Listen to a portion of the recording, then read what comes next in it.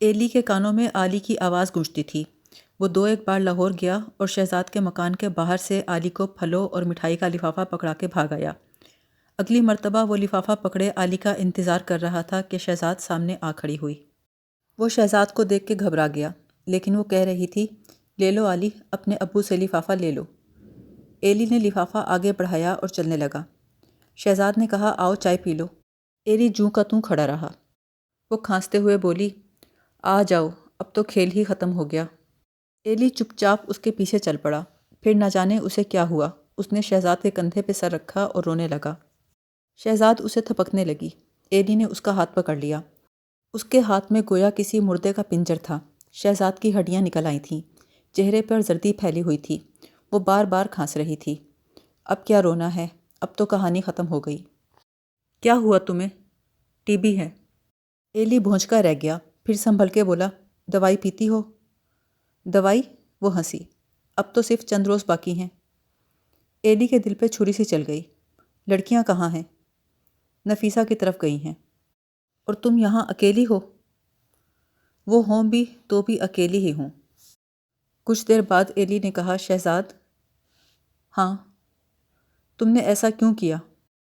چھوڑو، اب جو ہونا تھا ہو گیا۔ شہزاد کھانسنے لگی۔ چلو میں تمہیں لدھیانہ لے چلوں، ڈاکٹر ہاشم کے پاس۔ بیکار ہے۔ بیکار کیوں؟ تم صحت یاب ہو جاؤ گی۔ اب کیا فائدہ؟ فائدہ کیوں نہیں، صحت اچھی ہو جائے گی۔ اس سے کیا ہوگا؟ ایلی اس کی بات سن کے کانپ گیا، پھر بولا، تم چلو تو، چلنے میں کیا حرج ہے؟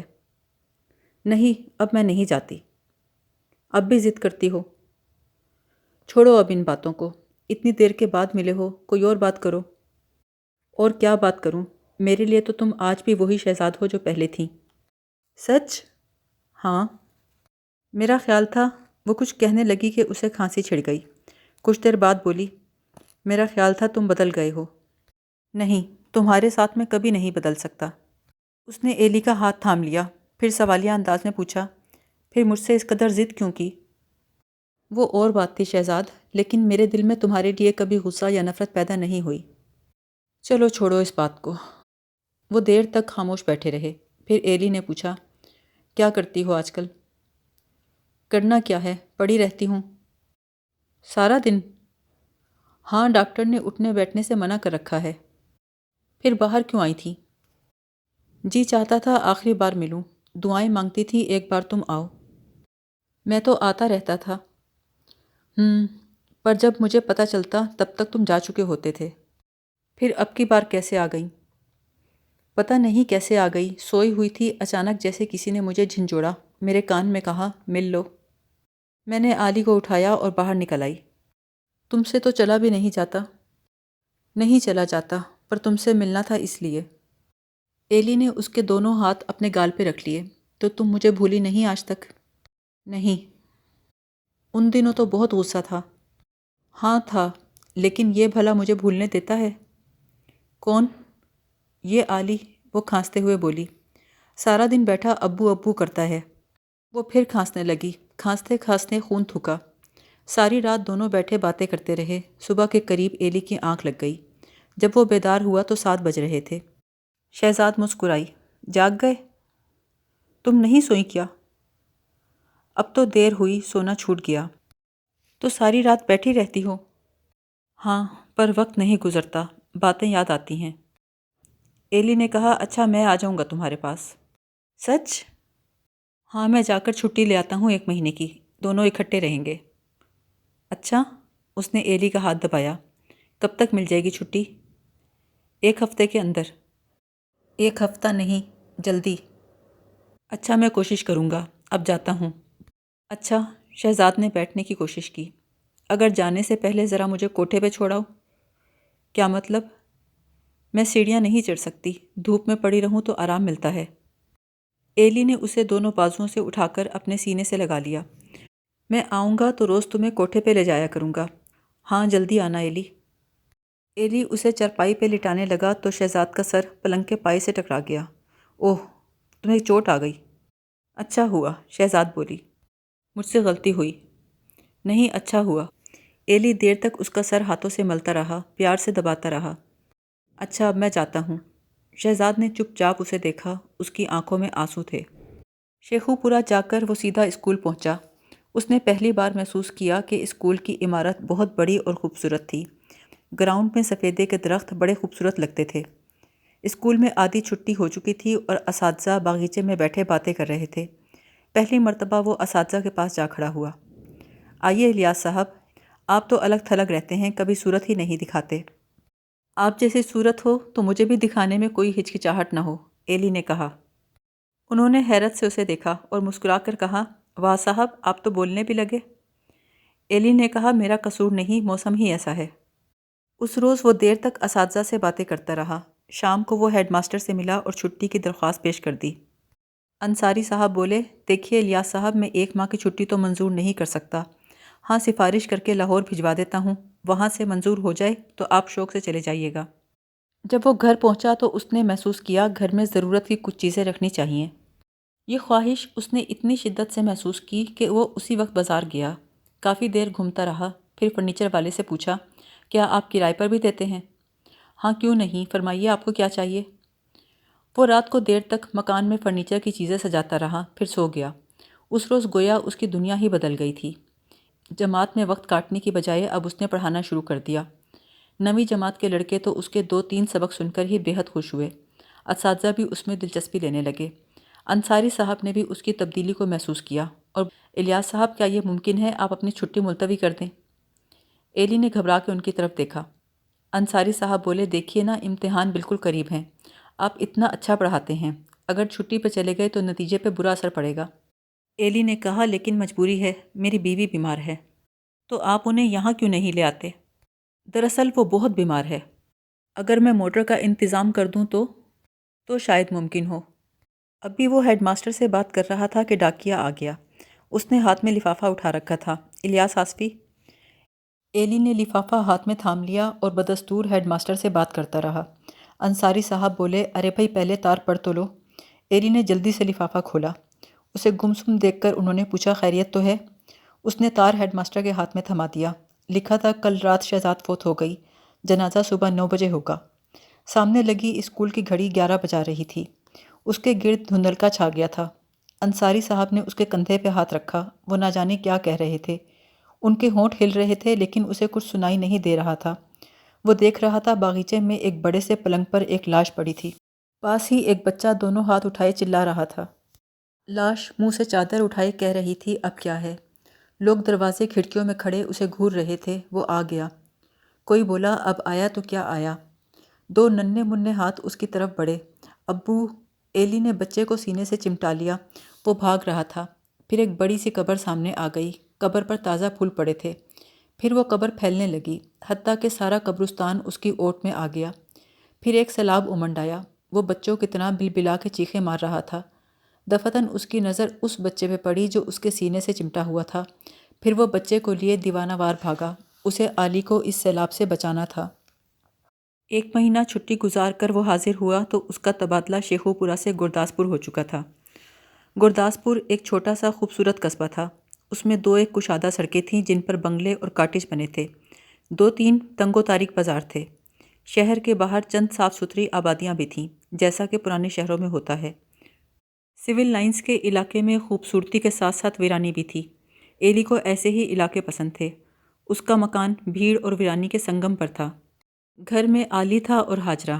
ہاجرہ کا ایلی کے پاس رہنا ناگزیر تھا، چونکہ 4 سال کے بچے کو پاس رکھنا ایلی کے لیے ممکن نہیں تھا۔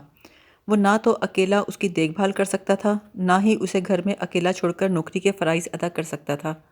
اسے کبھی کبھار ہاجرہ پہ ترس بھی آتا، لیکن اس کے سوا چارہ بھی نہیں تھا۔ گھر میں وہ سارا دن یا تو پڑھتا رہتا یا علی سے کھیلتا رہتا۔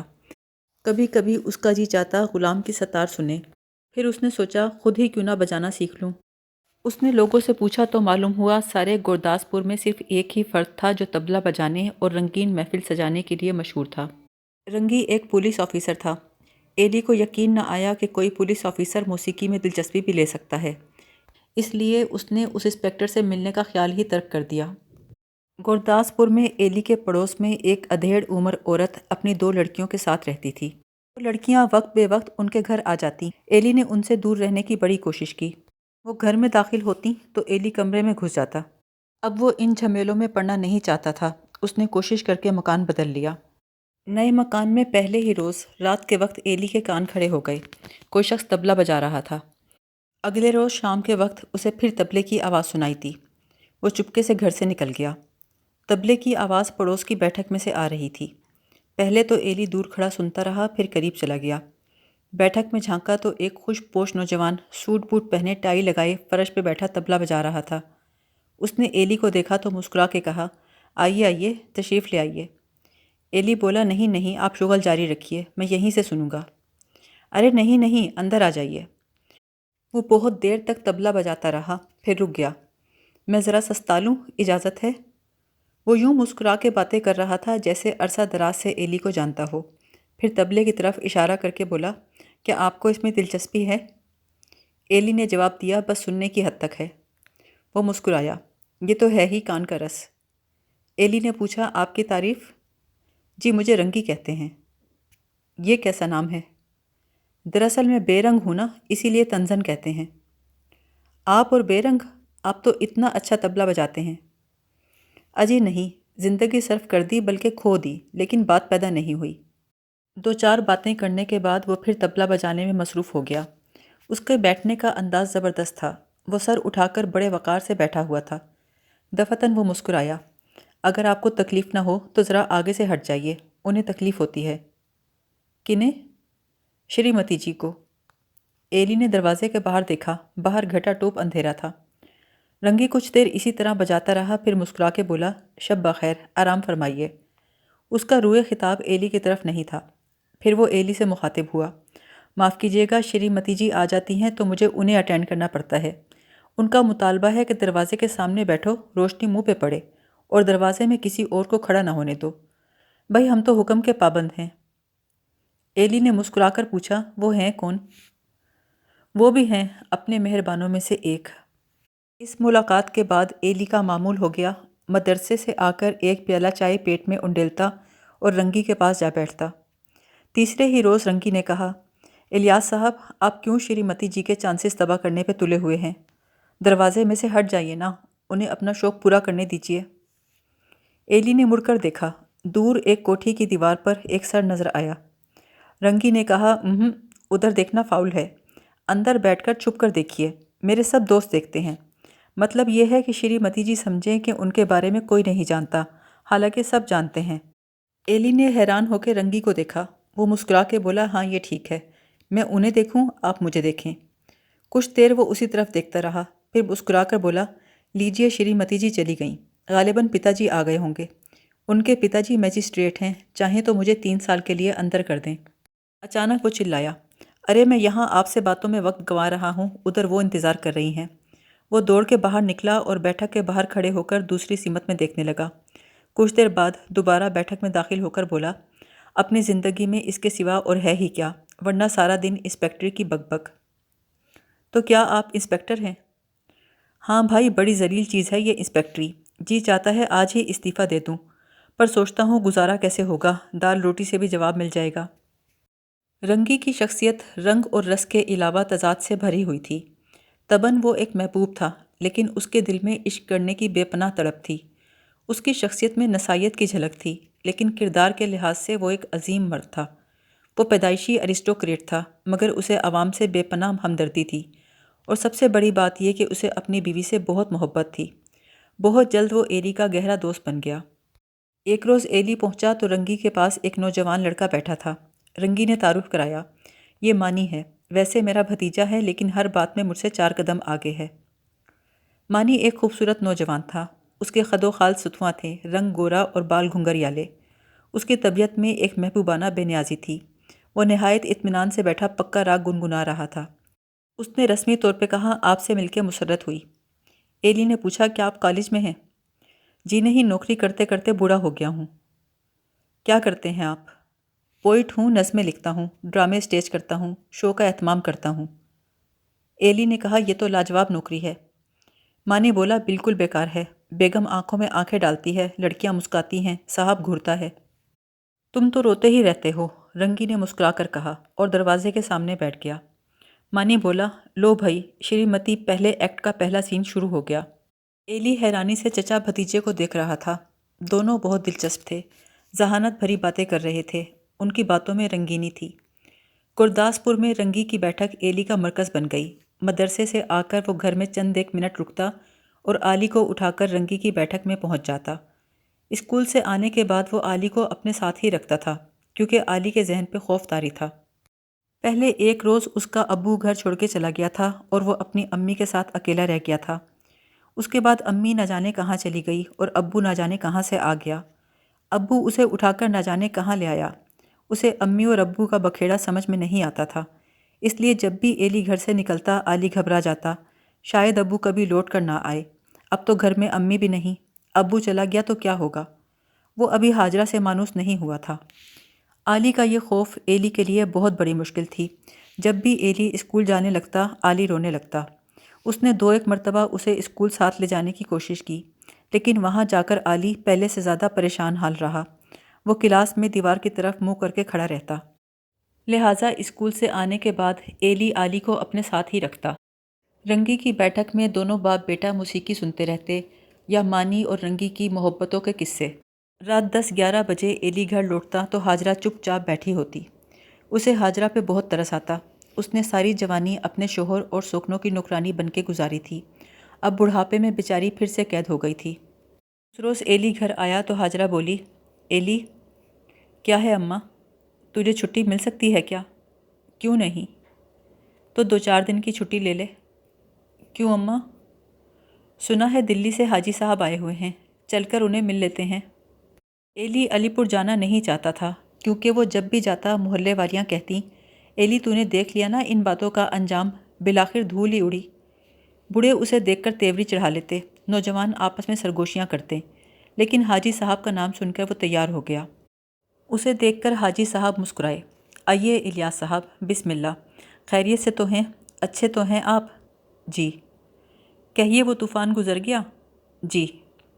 اللہ تعالیٰ نے آپ پہ بہت کرم کیا۔ ایلی کی سمجھ میں کچھ نہ آیا، وہ خاموش رہا۔ حاجی صاحب مسکرائے، ہر چیز کا وقت مقرر ہوتا ہے، کیوں ہمشیرہ صاحبہ؟ وقت سے پہلے تو کچھ نہیں ہو سکتا نا؟ ہاجرہ بولی، جی حاجی صاحب، اب تو وقت آ گیا نا۔ وہ بولے، آئے گا، انشاءاللہ آئے گا۔ دھوپ نکلنے سے پہلے بادلوں کو صاف کرنا ہوتا ہے، محفل جمانے سے پہلے گھر صاف کرنا پڑتا ہے۔ گھبرائیے نہیں، اللہ کا فضل ہوگا۔ ہاجرہ زیر لب بولی، ابھی تو وہی حال ہے، ایک قدم نہیں اٹھایا۔ حاجی صاحب بولے، کوئی چل کے آتے ہیں، کوئی تلاش کے بعد پہنچتے ہیں، کسی کو اٹھا کے لایا جاتا ہے۔ وہ زیر لب بولی، شادی کا نام نہیں لیتا۔ حاجی صاحب نے کہا، وقت کی بات ہے، اللہ آسانی کرے گا۔ ہاجرہ نے کہا، کوئی لڑکی بھی تو ملے۔ حاجی صاحب مسکرائے، پہلے ہی خیال میں رکھا ہوتا تو آج بات کی شکل ہی کچھ اور ہوتی۔ ایلی ان کی باتیں سن رہا تھا، لیکن وہ کچھ سمجھ نہیں رہا تھا۔ حاجی صاحب کی باتیں بے حد سادہ تھیں، اس کے باوجود اسے سمجھ نہ آئیں۔ اس نے پہلی مرتبہ محسوس کیا، کچھ باتیں ایسی بھی ہوتی ہیں جنہیں سمجھنے کے لیے ذہانت کے علاوہ کسی دوسری قابلیت کی ضرورت ہوتی ہے۔ لیکن ایک بات طے تھی، حاجی صاحب کے مزاج میں خلوص بہت تھا۔ حاجی صاحب اپنے کسی مرید کے کام کے سلسلے میں علی پور آئے تھے اور اسی کے گھر ٹھہرے ہوئے تھے۔ آصفی محلے والوں نے بہت اصرار کیا کہ ان کے ساتھ چلیں، لیکن انہوں نے انکار کر دیا۔ حاجی صاحب سے ملنے کے لیے رفیق اور یوسف خاص طور پہ چھٹی لے کر آئے۔ یوسف نے داڑھی رکھ لی تھی، رفیق پکا نمازی ہو چکا تھا۔ یہ رمضان کے دن تھے، وہ دونوں بڑی باقاعدگی سے روزے بھی رکھ رہے تھے۔ روزانہ صبح 8-9 بجے وہ ایلی کو ساتھ لے کر حاجی صاحب کی طرف چل پڑتے۔ سارا دن ان سے باتیں کرتے، مسئلے مسائل پوچھتے اور شرع کے مسائل پر سنجیدگی سے بحث کرتے۔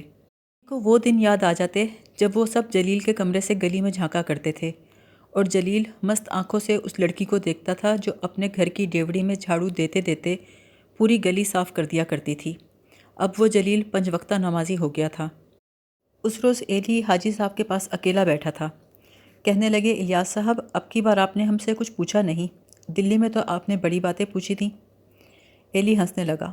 حاجی صاحب بولے، مرہم والی بات یاد ہے؟ ایلی نے کہا، جی وہ زمانے گزر گئے مرہم کی بات پوچھنے والے۔ حاجی صاحب بولے، یہ زمانہ بھی گزر جائے گا، انشاءاللہ بہتر زمانہ آئے گا۔ وہ پریشانی تو نہیں رہی نا؟ جی نہیں۔ کوئی پشیمانی؟ جی پشیمانی بھی نہیں ہے۔ پشیمانی بھی لگاؤ کی دلیل ہوتی ہے۔ ایلی نے حیرت سے انہیں دیکھا۔ نفسیات کا وہ باریک نکتہ ایک سادہ آدمی کی زبان سے سن کر وہ حیران رہ گیا۔ حاجی صاحب نے کہا، تو گویا آپ آزاد ہو گئے؟ ایلی نے کہا، آوارہ ہوں۔ آوارگی بھی منزل کی طرف لے جاتی ہے، لیکن کوئی منزل بھی تو ہو۔ الیاس صاحب، منزل کا شعور کسی کو نہیں، یہاں تو سب راہی ہیں۔